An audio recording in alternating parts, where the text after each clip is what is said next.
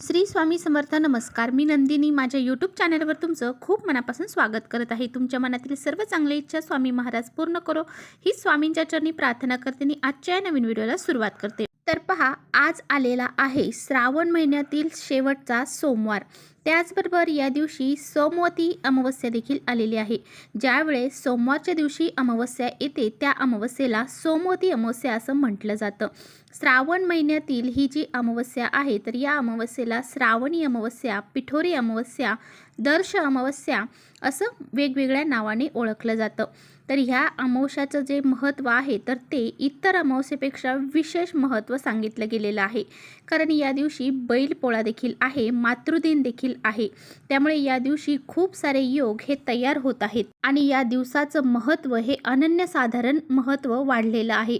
त्यामुळे या दिवशी आपल्याला भगवान शिवशंकरांसोबत माता पार्वतीची देखील पूजा अर्चा करायची आहे. त्याचबरोबर माता लक्ष्मीची पूजा करायची आहे. त्याचबरोबर आपल्या पितरांना प्रसन्न करून घेण्यासाठी आपल्या पितरांची देखील आपल्याला या दिवशी सेवा करायची आहे. तर पहा, या दिवशी आपल्या पूजेसोबतच सेवेसोबतच काही प्रभावी उपाय हे वास्तुशास्त्रामध्ये सांगितलेले आहेत. ते उपाय जर आपण केले तर आपल्या जीवनातील सर्व दुःख, दारिद्र्य हे दूर होऊन जाते. तर आजच्या व्हिडिओमध्ये मी तुम्हाला अतिशय प्रभावशाली उपाय सांगणार आहे. संध्याकाळी आपल्याला घरातून अशी ही एक वस्तू घरातून बाहेर फेकायची आहे. ही वस्तू जर आपण घरातून बाहेर फेकली तर 7 पिढ्यांचं दारिद्र्य नष्ट होऊन जाईल. आपल्या घराची, मुलांची, पतीची खूप सारी प्रगती होईल. आपल्या घरामध्ये जी काही इडापिडा आहे, नकारात्मकता आहे, वाईट शक्ती आहे, त्याचबरोबर कर्णीबाधा असेल, नजर दोष असेल तर यासारखे जे काही दोष आहेत तर ते सर्व दूर होऊन जातात आणि आपल्या घराची प्रगती होते. आपल्या घरामध्ये हे दोष जर दूर झाले तर आपल्या घरामध्ये माता लक्ष्मी ही प्रवेश करत असते आणि घरामध्ये अखंड लक्ष्मी नांदेल. असा हा एक उपाय आजच्या व्हिडिओमध्ये मी तुम्हाला सांगणार आहे. त्यामुळे तुम्ही कुठेही व्हिडिओ स्किप न करता शेवटपर्यंत नक्की बघा, जेणेकरून तुमच्यापर्यंत योग्य ती माहिती पोहोचेल. आपल्या चॅनलवर जर नवीन असाल तर चॅनलला सबस्क्राईब करा. असेच माहितीपूर्ण व्हिडिओ पाहण्यासाठी बेल आयकॉनलाही प्रेस करा. म्हणजे मी जेव्हा नवीन व्हिडिओ अपलोड करेन त्याचं नोटिफिकेशन सर्वात अगोदर तुम्हाला भेटेल आणि तुम्ही एकही व्हिडिओ मिस करणार नाही. त्याचबरोबर कमेंट्समध्ये ओम नमः शिवाय हे लिहायला देखील विसरू नका. तर पहा, हा जो उपाय आहे तर तो आपल्याला आज संध्याकाळी अमावस्येच्या दिवशी 6 वाजल्याच्या नंतर करायचा आहे. संध्याकाळी 6 नंतर तुम्ही हा उपाय रात्री 12 वाजेपर्यंत कधीही करू शकता. परंतु ज्यांना शक्य असेल त्यांनी संध्याकाळी 6 ते 7:30 या वेळेमध्ये हा उपाय करण्याचा जास्तीत जास्त प्रयत्न हा करायचा आहे. परंतु ज्यांना वेळ नाही, वर्किंग वुमन आहेत तर यांनी ज्यांना वेळ भेटेल अशा पद्धतीने हा उपाय करायचा आहे. परंतु हा उपाय आपल्याला संध्याकाळी 6च्या नंतर रात्री 12 वाजेपर्यंत करता येणार आहे. हा उपाय आपल्याला का करायचा आहे? आपल्या घरामध्ये सतत पैशांच्या अडचणी येत आहे. आपल्या घरामध्ये पैसा हा टिकत नाही, कोणत्या ना कोणत्या मार्गाने घरातून बाहेर निघून जात आहे. त्याचबरोबर आपल्या घरामध्ये सतत भांडणं, क्लेश, कलह हे जर होत असेल, अगदी कुटुंबातील सदस्य एकमेकांचे दुश्मन बनलेले असतील, एकमेकाचं तोंड एकमेकांना बघावं वाटत नसेल, यामुळे आपल्या घरामध्ये एकोपा राहत नाही आणि आपल्या घरातील सुख, शांती, समृद्धी ही उद्ध्वस्त होऊन जाते.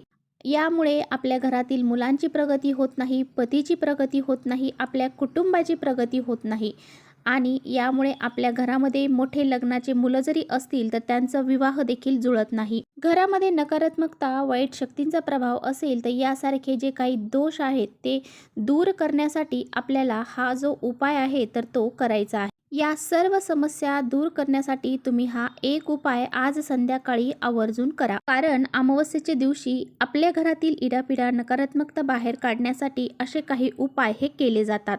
आपण जर हा उपाय आपल्या घरामध्ये आज केला तर आपल्या घरातील जो पितृदोष आहे, वास्तुदोष आहे तो सुद्धा नष्ट होऊन जातो. उपाय हा अतिशय सोपा आहे परंतु खूप प्रभावी आहे. तर पहा, हा उपाय करण्यासाठी आपल्याला फक्त लागणार आहेत काळे तीळ.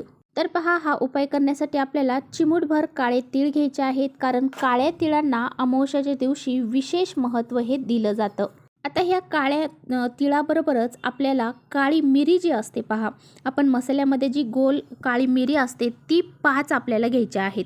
त्याचबरोबर 2 अखंड लवंग आपल्याला घ्यायचे आहेत. लवंग घेताना पुढे फूल असणारे आपल्याला घ्यायचे आहेत, कुठे तुटले फुटलेल्या घ्यायच्या नाही. तर ह्या लवंग, काळी मिरी आणि हे जे काळे तीळ आहेत, तर या 3 वस्तू आपल्याला घ्यायच्या आहेत. लवंग ह्या माता लक्ष्मीला आपल्या घराकडे आकर्षित करण्यासाठी खूप महत्त्वाच्या मानल्या जातात. त्याचबरोबर लवंगा घरातील नकारात्मकता, वाईट शक्ती दूर करण्यासाठी सुद्धा वापरले जातात. तसेच जे काळे तीळ आपण घेतलेले आहेत, तर ते घरातील पितृदोष दूर करण्यासाठी वापरले जातात. आणि जे काळे मिरे आपण घेतलेले आहेत, तर हे काळे मिरे जे आहेत, तर ते आपल्या घरातील नकारात्मकता, वाईट शक्ती, नजर दोष, त्याचबरोबर काही घराला कर्णीबाधा झालेली असेल तर ती दूर करण्यासाठी वापर जातात.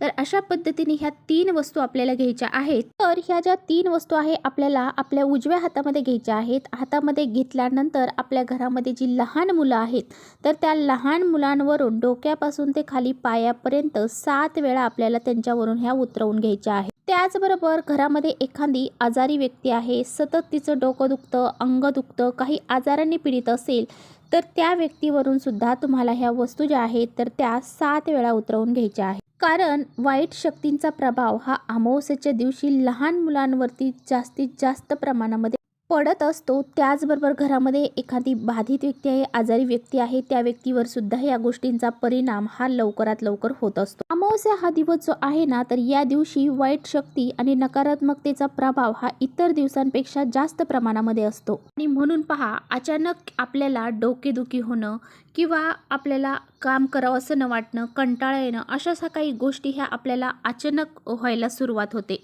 आणि म्हणूनच तुम्हाला आपल्या घरातील प्रत्येक व्यक्तीवरून जरी तुम्ही ह्या वस्तू उतरवून घेतल्या तरी सुद्धा चालेल. अगदी स्वतःवरून सुद्धा तुम्ही ह्या वस्तू उतरवून घेऊ शकता. त्याचबरोबर ह्या वस्तू तुम्हाला हातामध्ये घेऊन तुमच्या घराची जी वास्तू आहे, म्हणजे तुमच्या घराच्या ज्या भिंती आहेत, त्या सर्व भिंतींना टच करायच्या आहे. पूर्ण घरामधून तुम्हाला ह्या फिरवायच्या आहेत. त्याचबरोबर आपले जे देवघर आहे, तर त्या देवघरावरून सुद्धा तुम्हाला ह्या वस्तू 7 वेळा उतरवून घ्यायच्या आहेत.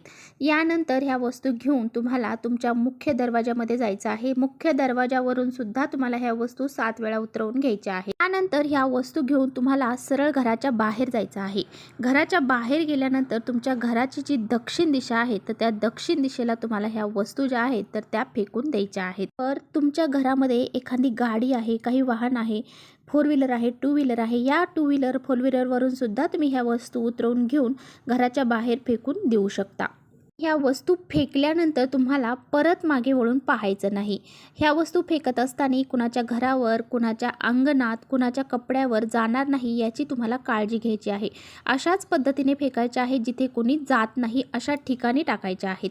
तुम्हाला ह्या वस्तू फेकल्यानंतर पाठीमागे वळून पाहायचं नाही. डायरेक्ट तुम्हाला घरी यायचं आहे. घरी आल्यानंतर हातपाय स्वच्छ करून तुम्ही घरामध्ये येऊन घरातील देवघरामध्ये येऊन देवाचा दिवा लावायचा आहे किंवा देवांचा नमस्कार करायचा आहे. तर पहा, जी व्यक्ती हा उपाय करणार आहे, म्हणजे जी व्यक्ती ह्या वस्तू उतरवून टाकणार आहे, तर त्या व्यक्तीने हा उपाय सुरू केल्यापासून ते उपाय संपेपर्यंत कुणाशीही बोलायचं नाही. फक्त आपल्या मनामध्ये एक सकारात्मक विचार करायचा आहे की आपण हा जो उपाय करत आहोत, तर आपल्या ह्या उपायाने आपल्या घरातील सर्व नकारात्मकता ह्या वस्तूंमध्ये येऊन ह्या वस्तू आपण फेकून दिलेल्या आहेत आणि आपल्या घराच्या बाहेर ही सर्व नकारात्मकता निघून गेलेली आहे. फक्त असा हा सकारात्मक विचार आपल्या मनामध्ये करायचा आहे. बाकी कोणत्याही गोष्टींचा मंत्र किंवा काय तुम्हाला म्हणायचं नाही. असा हा सकारात्मक विचार केल्याने तुमच्या घरातील सर्व गोष्टी, ज्या दोष आहेत, अडचणी आहेत, त्या सर्व नष्ट होऊन जातील. आपल्या घराची, मुलांची, पतीची खूप सारी प्रगती होईल आणि जे बी दुःख, दारिद्र्य आहे ते सर्व दूर होऊन जाईल. असा हा अत्यंत प्रभावशाली उपाय आज संध्याकाळी करायला अजिबात विसरू नका. तर चला, इथेच थांबवते माझा व्हिडिओ तुम्हाला थोडा जरी आवडला असेल तर नक्की लाईक करा. चॅनलवर नवीन असाल तर चॅनलला सबस्क्राईब करा. परत भेटूया अशा छानशा व्हिडिओसोबत. तोपर्यंत श्री स्वामी समर्थ.